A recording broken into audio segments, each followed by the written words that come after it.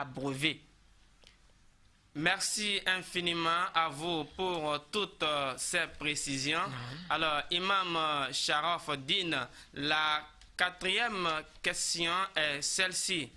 Dites-nous pour quelle raison le jeûne de celui qui a bu et a mangé par oubli n'est pas annulé, alors que celui qui a tenu le rapport sexuel avec sa femme en pleine journée du mois de Ramadan par oubli doit rembourser son jeûne et accompagner du sacrifice expiatoire. Merci infiniment à vous, l'imam Sharif Din, pour cette question qui est d'une importance capitale.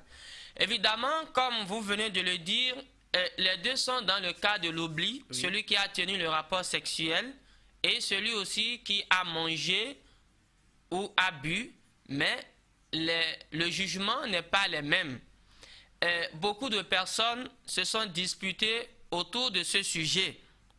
Mais les savants nous font comprendre que qala al-ulama al-jima'u aqwa min al-aqli wa shurubi. Allahu akbar. Lidhalika qala sallallahu alayhi wa sallam alayhi al-qada'u wal-kafara. Les savants nous font comprendre que la jouissance qui provient de la nourriture et des boissons est différente de la jouissance qui provient des rapports charnels. Autrement dit, le goût que nous ressentons lorsque nous mangeons et nous buvons est différent du goût que nous avons lorsque nous tenons le rapport charnel. C'est pour cela que le jugement est différent pour les deux. Celui qui a bu ou a mangé par oubli en pleine journée du mois de Ramadan, lui, son jeûne n'est pas annulé, qu'il continue le jeûne. Par contre, pour celui qui a tenu le rapport sexuel par oubli avec sa femme en pleine journée du mois de Ramadan, lui, son jeûne est annulé et il doit le rembourser et ensuite faire un sacrifice expiatoire comme nous venons de le dire.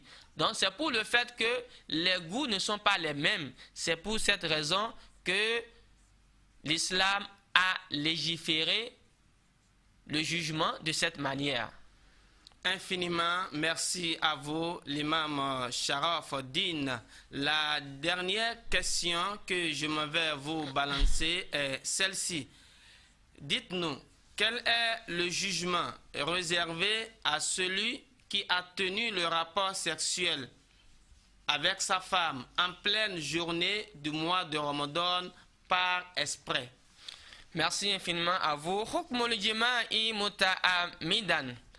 Parlons du jugement qui est réservé pour celui qui a tenu le rapport sexuel avec sa femme en pleine journée du mois de Ramadan par exprès. Eh bien, ce dernier aura commis un des plus grands et graves péchés. Les savants nous font comprendre que man jama'a imra'atahu muta'ammidan fi nahari Ramadan la yajibu alayhi qada'un wala kafaratun. Allahu akbar. Man jama'a imra'atahu muta'ammidan fi nahari Ramadan la yajibu alayhi qada'un wala kafaratun. Celui qui tient le rapport charnel avec sa femme en pleine journée du mois de Ramadan par exprès, eh bien ce dernier n'a pas d'excuse à se présenter auprès d'Allah. Même s'il remboursait ce jour de jeûne, même s'il fait un sacrifice expiatoire, il n'a rien fait. Ceci voudra dire qu'il a commis un des plus grands et graves péchés et la probabilité est faible pour que ce dernier puisse bénéficier de la miséricorde d'Allah. Ceci étant, très chers serviteurs d'Allah, très chers téléspectateurs, nous devons beaucoup faire attention. Quelle qu'en soit la tentation de la femme, l'homme doit tout faire pour se maîtriser. Et souvent, ces situations se présentent lorsque peut-être vous êtes à la recherche d'une femme, vous lui faites des avances de demande en mariage, elle ne vous répond pas. Et à votre grande surprise, c'est en pleine journée du mois de Ramadan que cette dernière vient se livrer à vous. La ilaha illallah. Je nous en prie, ne saisissons jamais cette occasion. Je dis bien, ne saisissons jamais cette opportunité, car nous aurions commis un des plus grands et graves péchés. Et ce n'est pas sûr que Allah Azza wa Jal pourra nous pardonner facilement.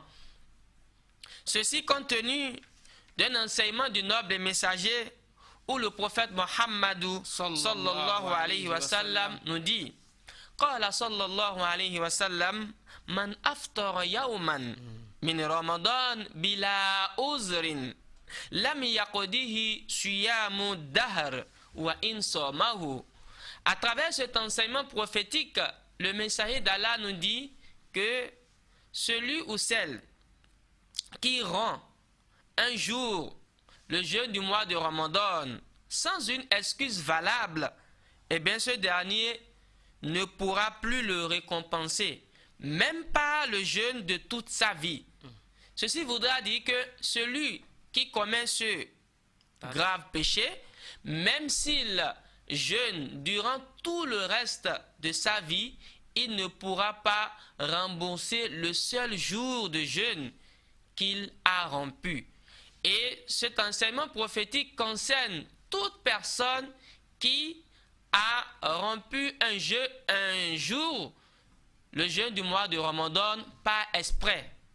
Peut-être qu'il a mangé ou a bu, tout en sachant très bien, ou bien a tenu le rapport sexuel sans une excuse valable, et bien ce dernier a commis un des plus grands et graves péchés. Pour cela, très chers serviteurs d'Allah, nous devons beaucoup faire attention pendant que nous sommes dans ce mois béni, le mois de Ramadan, que Allah Azza wa Jal facilite cela à tout un chacun de nous.